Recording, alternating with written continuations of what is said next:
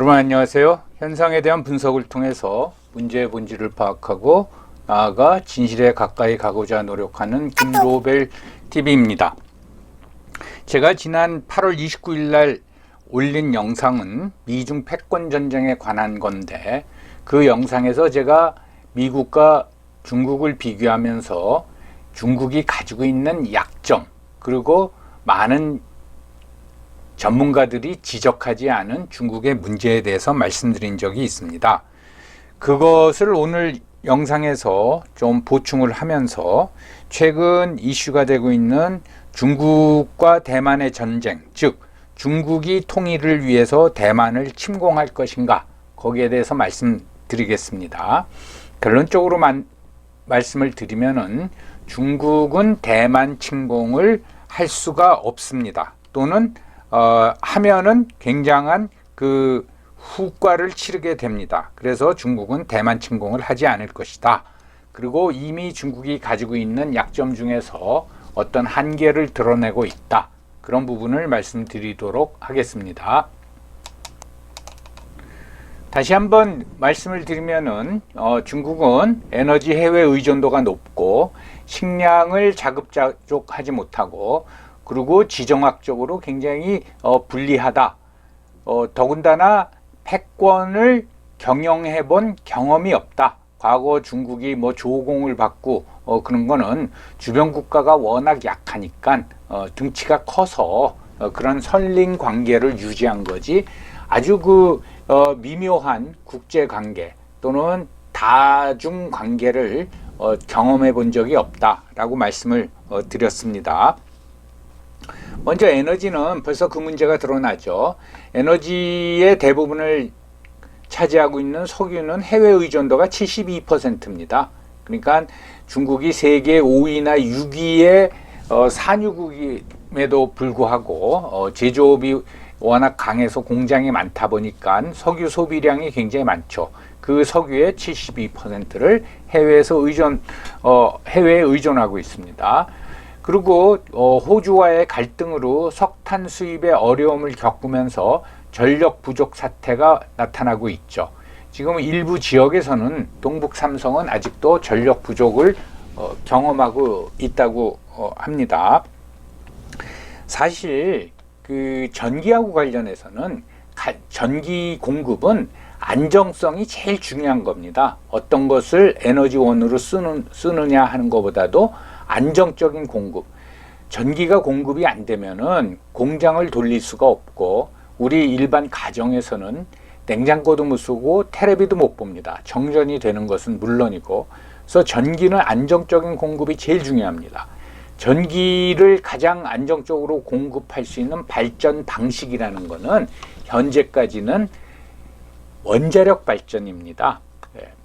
그 대체 에너지 또는 재생 에너지라는 그 태양광 발전이나 또는 풍력 발전은 안정적이지가 못합니다.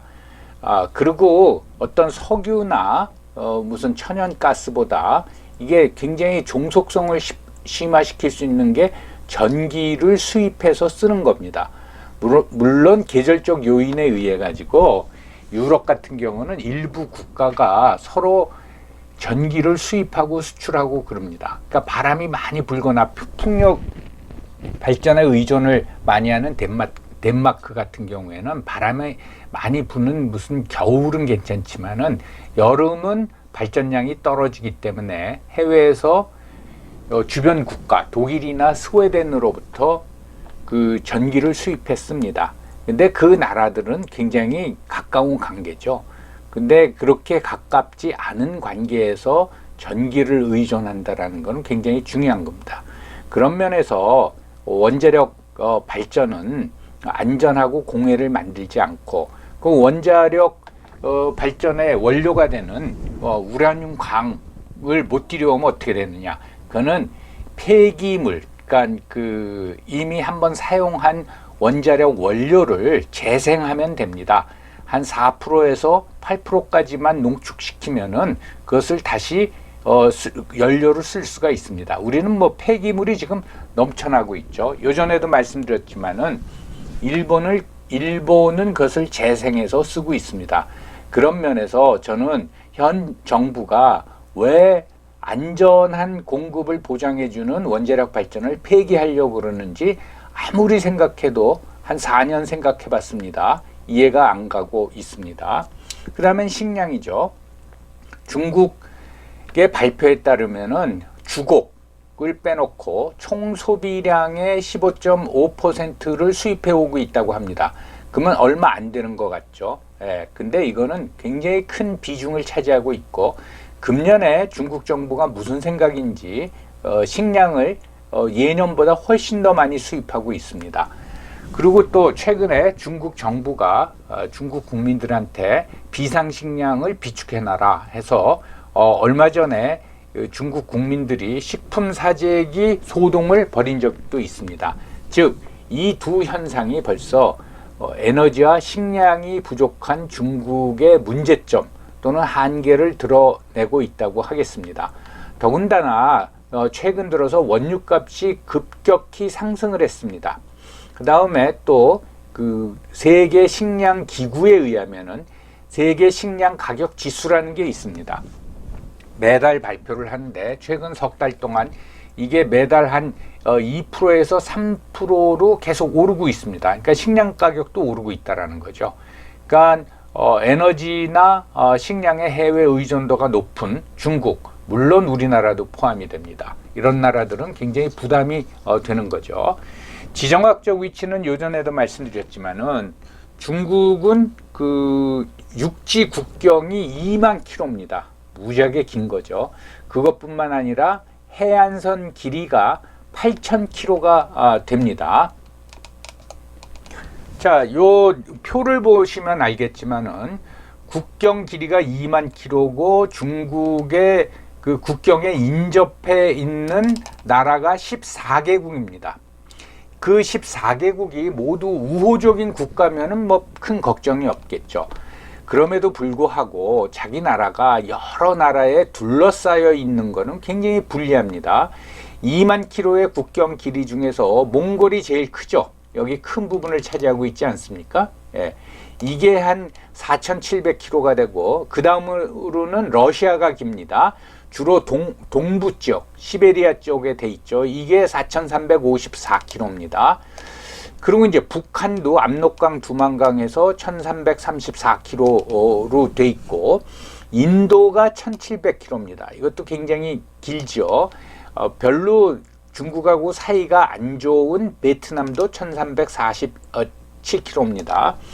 그리고 요 해안선, 요 요령성에서 쭉 중국의 동부 해안을 타고 내려와서 요 해남도를 지나서 베트남 이때까지, 여기까지가 8,000km입니다.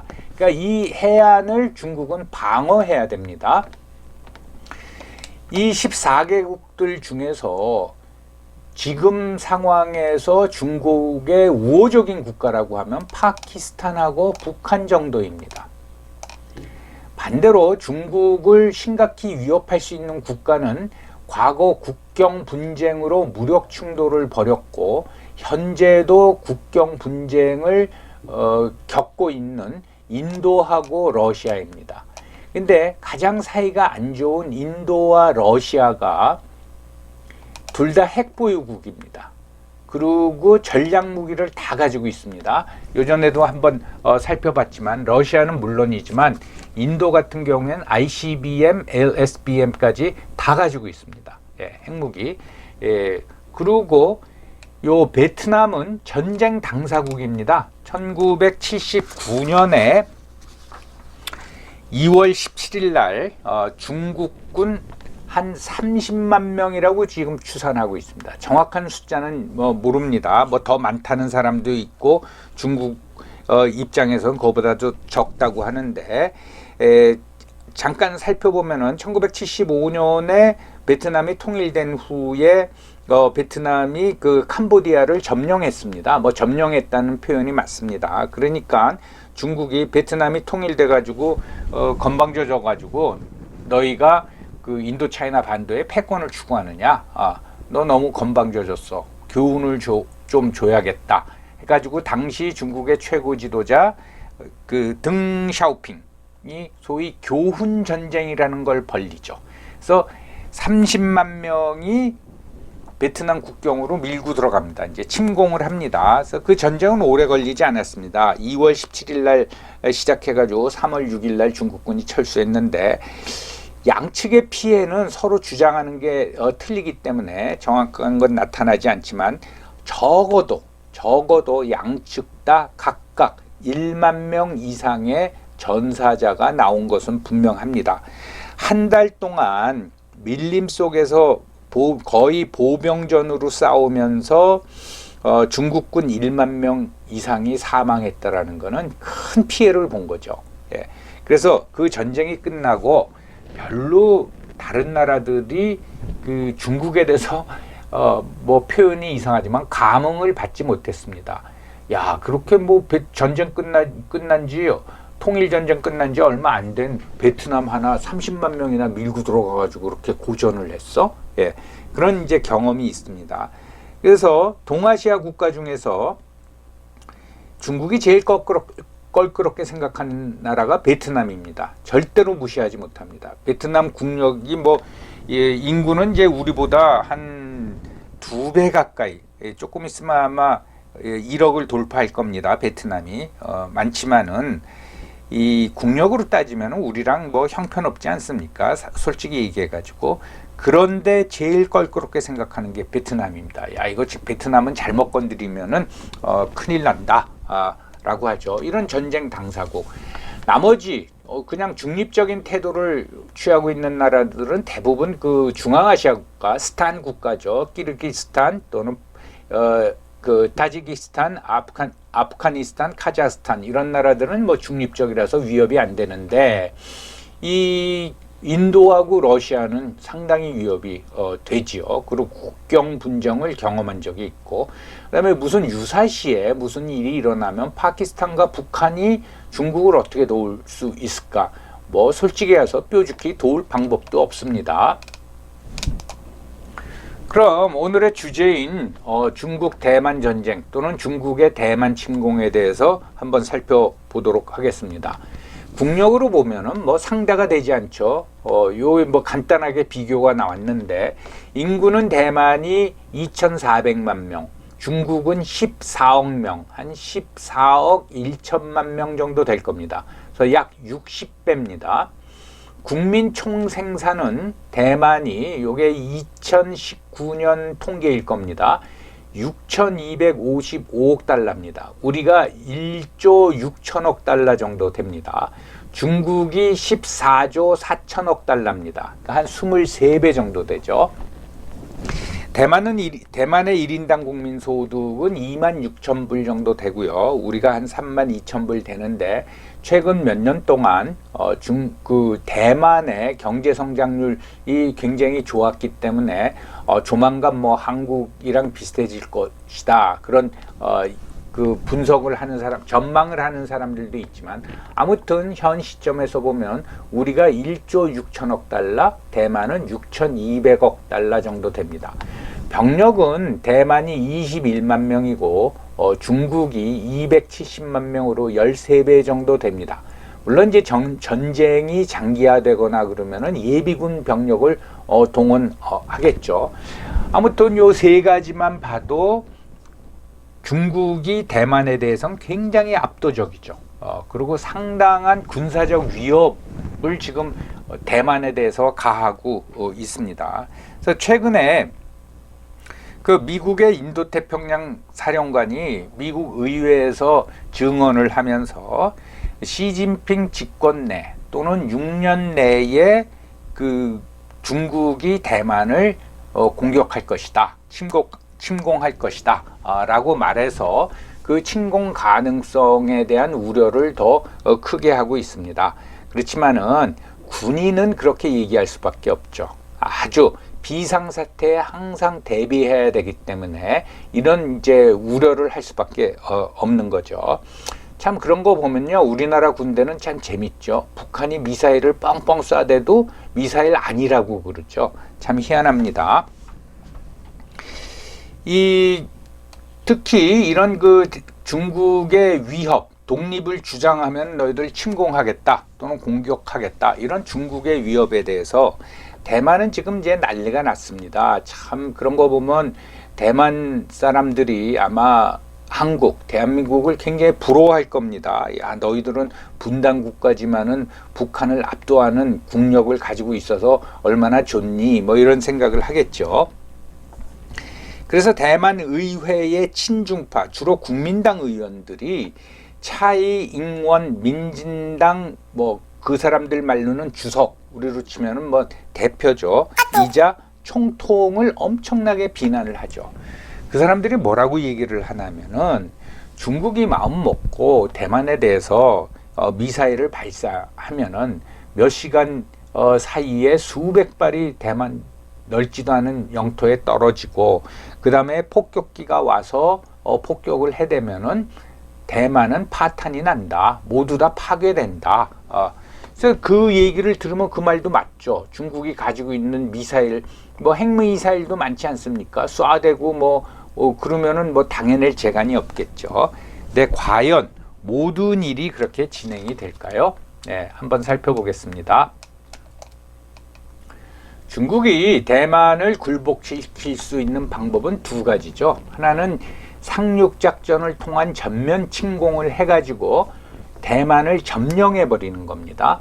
또 하나는 아까 그 국민당 의원들이 말했다고 하듯이 미사일을 쏴대 가지고 완전히 이 대만을 파탄나게 하고 항복을 받아내는 겁니다. 하나하나 살펴보겠습니다. 전면 침공을 하려면 상륙작전을 벌여야 됩니다. 대만의 병력이 21만 명이라고 그러니까 아마 이 작전에는 적어도 50만 명 내지 60만 명의 병력이 필요합니다. 흔히 이제 수비 대 공격의 병력 비율을 1대 3이다 그렇게 말하지 않습니까? 네.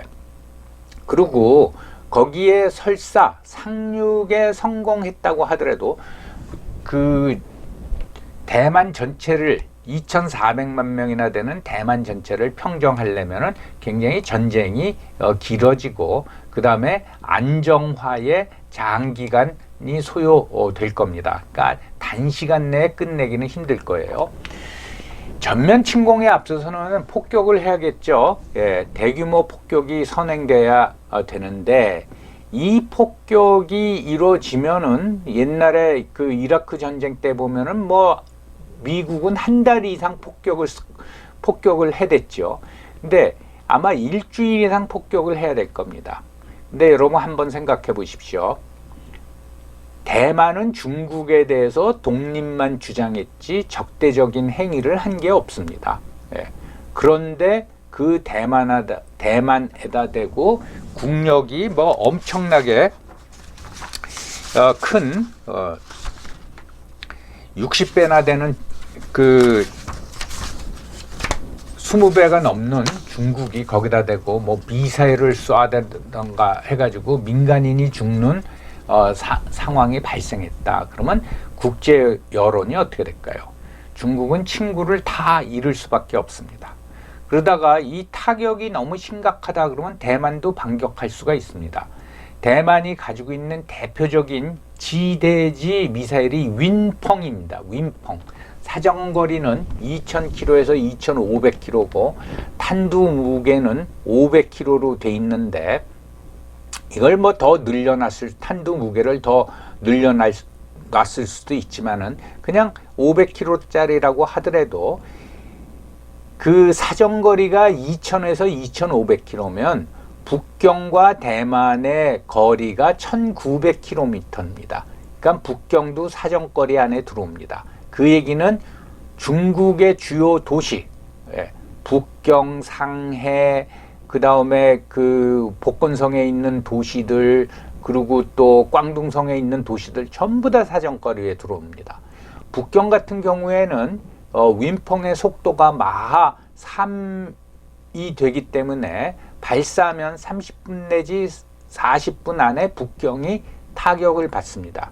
이거 말고 크루즈 미사일로 숭펑도 가지고 있습니다. 그러니까 이거를 대만도 반격을 하면서 이걸 발사를 하면은 중국도 엄청난 타격을 받을 수밖에 없습니다. 가령 예전에 중국이 대만을 그렇게 폭격한 적이 있지 않느냐? 그게 이제 1950년대 금문도 폭격 사건을 얘기하는데 그때와는 다릅니다. 당시 중국은 농업국가였고 또 폐쇄 국가였어요. 농업국가라는 거는 적당히 대만이 타격을 가할 중국의 도시가 없었다라는 거죠. 근데 꽝뚱이나 상하이를 대만이 미사일을 발사했다고 생각해 보십시오. 엄청난 피해를 받을 수밖에 없죠. 그리고 당시에 중국은 이 고립된 폐쇄 국가였기 때문에 무슨 행동을 해도 그렇게 국제 여론하고는 상관이 없습니다. 이제는 뭐 세계 공산품의 50%를 수출하는 국가인데 그거 가지고 먹고 사는데 여론이 돌아서서 가령 교육이 끝인다던가 하면은 중국은 큰 타격을 받게 되는 거죠. 또한 병력을 50만 명 내지 60만 명 동원해야 하면은 나머지 2만 킬로의 국경은 뭘로 지킵니까? 그 경우에 이게 좀 장기전으로 간다던가 했을 적에 접경 국가 중에서 인도와 러시아가 뭐 꼭 침공을 하는 게 아니라 군사적 움직임을 보이면은 중국은 거기에 대응할 수밖에 없습니다. 그러니까 흔히 말하는 양면 전쟁에 대비해야 되죠. 굉장히 당황스러운 상황에 처하게 됩니다. 제가 예상하기에는 진짜로 중국이 대만을 침공하거나 하면은 인도는 움직임을 보일 겁니다. 꼭 무슨 뭐 침공은 아니더라도 그러면 이제 중국은 긴장할 수밖에 없죠. 이게 큰 제약 요인이라고 할 수 있습니다.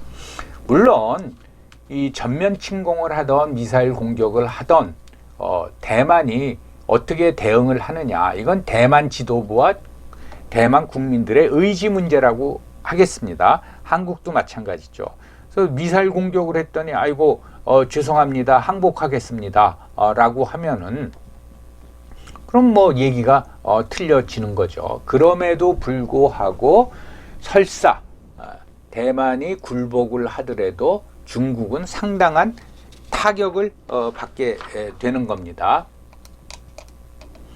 그러면 그런 사태가 발생했을 적에 과연 각국은 어떤 입장을 보일까?